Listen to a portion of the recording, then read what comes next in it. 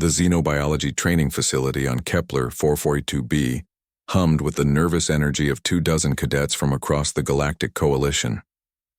Rose stood among them, her human frame noticeably smaller than most of her classmates. To her left towered a Corinthian, its crystalline exoskeleton refracting the artificial lights into rainbow patterns. To her right, a gelatinous Vorlax rippled anxiously in its containment suit. Today, Instructor Velmora announced, her forearms gesturing dramatically, you will face your first live encounter with a Class 7 apex predator.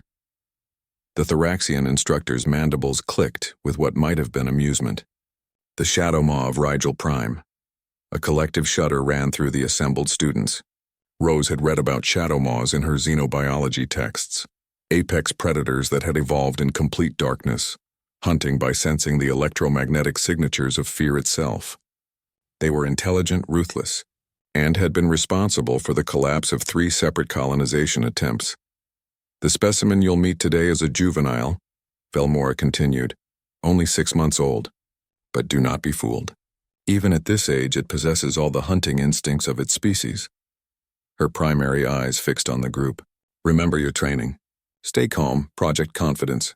It can smell fear like you humans smell burning carbon. Alex, another human cadet and Rose's training partner, leaned over and whispered, easy for her to say, Thoraxians don't even have adrenal glands. Rose managed a weak smile.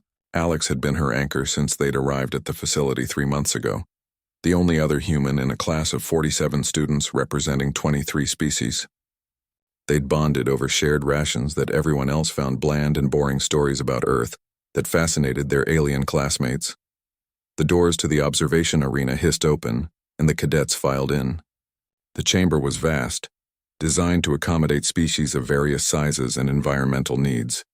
At its center sat a reinforced enclosure, its walls made of transparent alloy that could withstand a direct hit from a plasma cannon. Inside that enclosure was darkness itself. No, Rose corrected herself, squinting. Not darkness. Something that absorbed light so completely it appeared to be a void cut into reality. The Shadow Maw cub.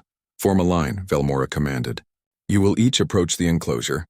The barrier will lower briefly. Your task is to remain still while the cub investigates you.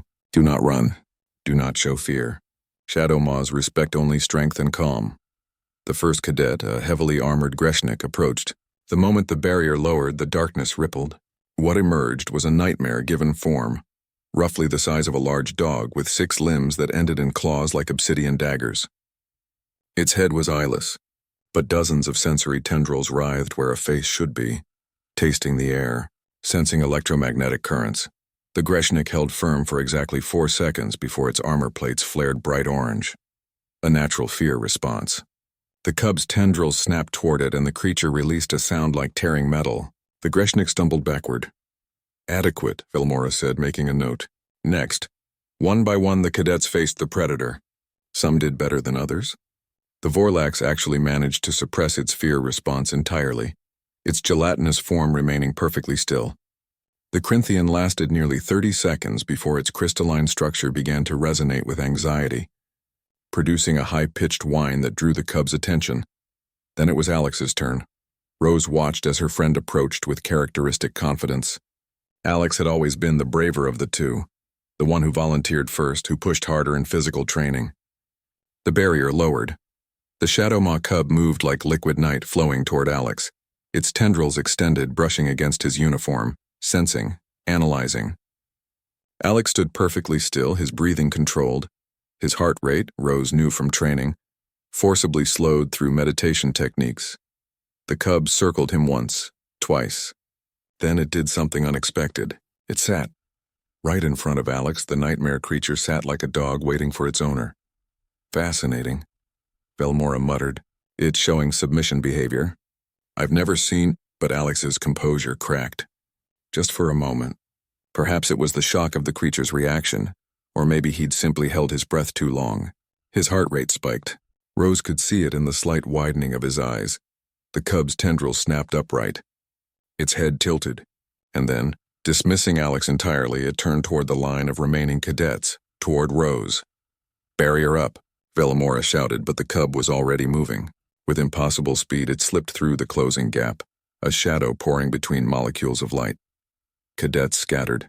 The Vorlax's containment suit ruptured in its panic. The Corinthian's crystals shattered with stress fractures. Alex dove to the side, shouting Rose's name, but Rose didn't move. She couldn't explain why. Perhaps it was the absurdity of the situation. A human apex predator of Earth, facing an apex predator from halfway across the galaxy.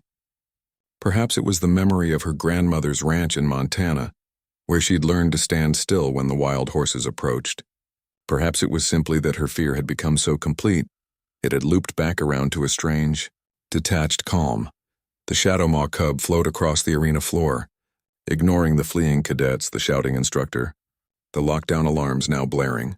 It moved with singular purpose, straight to Rose. Time seemed to slow. She could see Velmora reaching for the neural stunner, could see Alex trying to stand to get between them, could see security drones deploying from the ceiling. The cub stopped 3 feet away, its tendrils extended, questing, tasting the electromagnetic signature of Rose's existence. She felt it like static electricity dancing across her skin. The creature was reading her heartbeat, her neural patterns, the complex cascade of chemicals and electrical impulses that made up human consciousness. And what it found there seemed to confuse it. Humans, Rose realized, were walking contradictions. They were prey animals who'd become predators, pack hunters who could survive alone, beings capable of profound empathy and terrible violence. Their fear response was tied directly to their aggression instinct. When cornered, they didn't just flee. They fought with desperate creativity. The Shadow Maw cub had never encountered anything like it. It circled Rose once, tendrils never breaking contact. Then, just as it had with Alex, it sat. But this time it didn't wait. It pressed its massive head against Rose's leg, and a sound emerged from deep within its chest, a rumbling purr that shook the air. By the eternal void, Velmora breathed. "It's bonding." Rose, hardly daring to breathe, slowly lowered her hand to the creature's head. Its skin was warm, smooth like riverstone. The tendrils wrapped gently around her wrist, reading her pulse, her temperature, her emotional state. Shadow Maw's imprint on strength, the instructor said, slowly approaching with her weapons lowered. But not just physical strength. They seek complexity. Neural patterns that are simultaneously predator and prey, aggressive and protective. She looked at Rose with new respect. They're attracted to paradox. And humans, Cadet Rose, are the most paradoxical species in the Coalition. Alex finally reached them, staring in disbelief. "How did you do that?" Rose looked down at the predator that was now purring contentedly against her leg, then back at her friend. "I didn't do anything. I just was." Later, in the debriefing, Velmora would note that humanity's unique evolutionary path, from prey to apex predator in the geological blink of an eye, had left them with a neurological signature unlike any other species. They carried both the electric signature of fear and the calm of the hunt simultaneously. A paradox that confused predators evolved to sense one or the other. But in that moment, as security finally secured the cub and Rose's classmates stared at her with newfound respect, she simply smiled. She thought of Earth, of humans who'd tamed wolves and befriended crows, who'd climbed to the top of the food chain not through claws or venom, but through sheer stubborn complexity.